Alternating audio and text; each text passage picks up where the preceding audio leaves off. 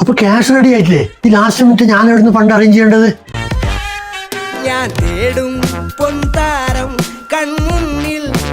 ഇങ്ങനെ മുട്ടയും കയറ്റിക്കൊണ്ടിരുന്നാ മതിയോ?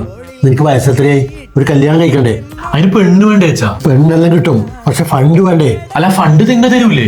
എന്റെ കയ്യിൽ എന്ത് തേങ്ങ ഇല്ലത്? അപ്പൊ ഈ തെങ്ങെല്ലാം നിന്റെ കല്യാണത്തിന് ഇല്ല സ്വത്തെല്ലാം വിറ്റിട്ട് ഞാനും അമ്മയും തെരുവിലേക്ക് ഇറങ്ങണം. That is drastically true.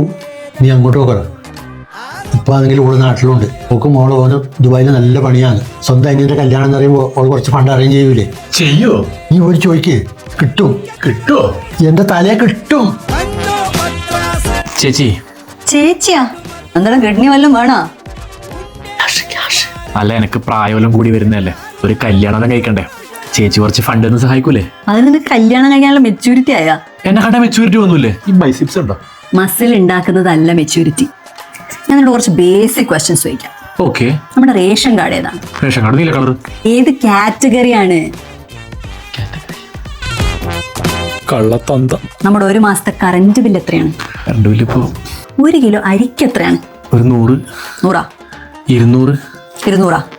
നിനക്ക് ആദ്യം കല്യാണം കഴിക്കാനുള്ള മെച്യൂരിറ്റി ആവട്ടെ, എന്നിട്ട് ആലോചിക്കാം ഫണ്ടിന്റെ കാര്യം. Okay bye. എന്തായി? ഫണ്ട് കിട്ടിയോ? ഫണ്ട് കഴിവില്ലാത്ത മക്കളോട് കഴിവില്ല എന്ന് പറയുന്നവരാണ് യഥാർത്ഥ അച്ഛൻ, അല്ലാതെ ഫണ്ട് ഉണ്ടാക്കാൻ നടക്കുന്നവരല്ല. ഇതുവരെ പെണ്ണില്ല എന്നുള്ള ടെൻഷൻ മാത്രമേ ഉണ്ടായിട്ടു.